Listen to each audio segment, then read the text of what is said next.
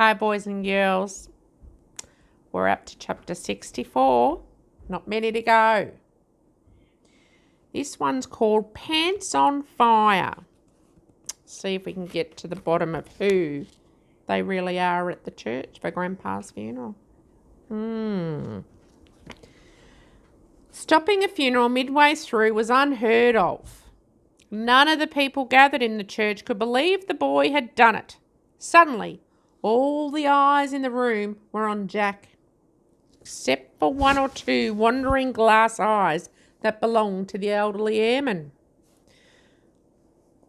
"What is the meaning of this?" thundered Reverend Hogg. "What on earth are you doing, son?"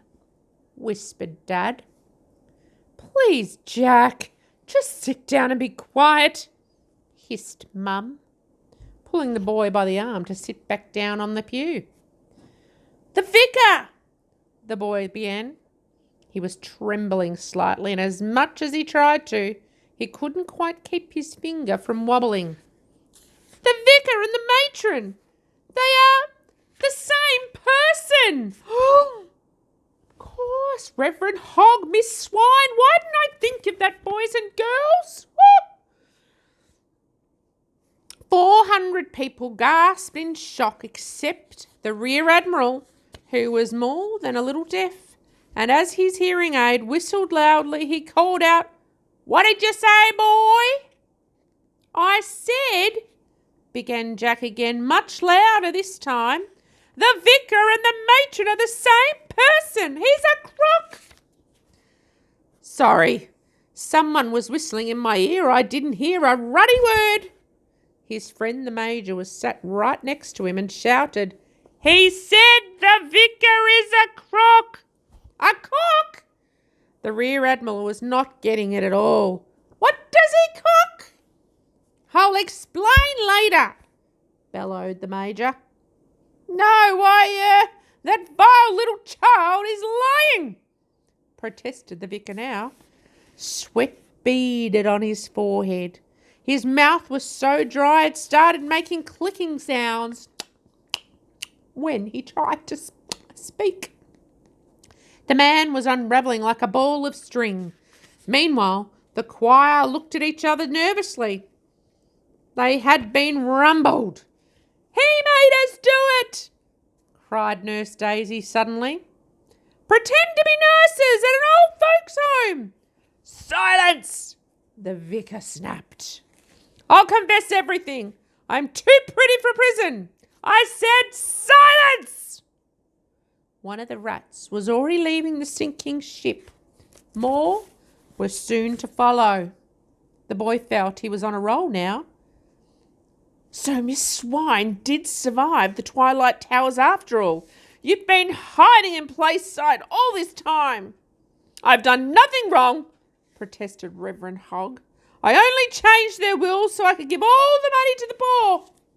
"Liar, liar!" shouted the boy. "Pants on fire!" continued Raj. "You spent what you stole on champagne and cigars and a brand new sports car," exclaimed Jack. Reverend Hogg had been well and truly busted. Chapter 65. An Army of Oldies. As he stood at the altar, the vicar's tone became angry and bitter. "So what if I did, child? What use was all that money to anyone? Stupid old farts they were!" Needless to say, this did not go down well in a room full of elderly people. The church was soon bristling with angry murmurs. After every Sunday service, I would empty the collection tin. All the miserable old fools would give me was a few copper coins and old buttons. How could I buy a holiday home in Monte Carlo on that? "Boo!" heckled Raj sarcastically. "Shut your face!" shouted the vicar. "Ooh!" mocked Raj. "So I hatched a plan with my gravediggers. I would start my own old folks' home and forge new wills for all the old stinkers, making their money mine." could you talk a bit slower? Called out a Detective Beef from the back, a notebook in his hand. I'm trying to write all this down. Detective Bone rolled his eyes. You're a wicked, wicked man, shouted Jack. And woman, shouted Mrs. Trifle. Yes, and woman, cried the boy. A wicked, wicked man and a wicked, wicked woman. You treated all the old folk with incredible cruelty. Oh, who cares about them? They're all completely gaga. Needless to say, this did not go down well in the room either. How dare you! Exclaimed Mrs. Trifle. Get him! Ordered the Major. Charge! Shouted the Rear Admiral. With that, the old folk in the church rose to their feet and began stampeding towards the vicar and his gang. Let the police handle this, shouted Detective Bone. But the ex-residents of Twilight Towers are in no mood to listen. They wanted revenge. As the crooks tried to flee the church, the old folk chased after them. Walking sticks, handbags, Zimmer frames, they all became weapons. Mrs. Trifle began whacking the vicar as hard as she could with a high hymn book.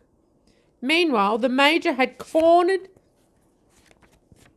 the verger, aka Nurse Blossom, and pinned him against the wall with the lectern. The Rear Admiral had both nurses, Rose and Daisy, in headlocks, as Wing Commander Bunting's old RAF colleagues lined up to whack them over their heads with prayer cushions.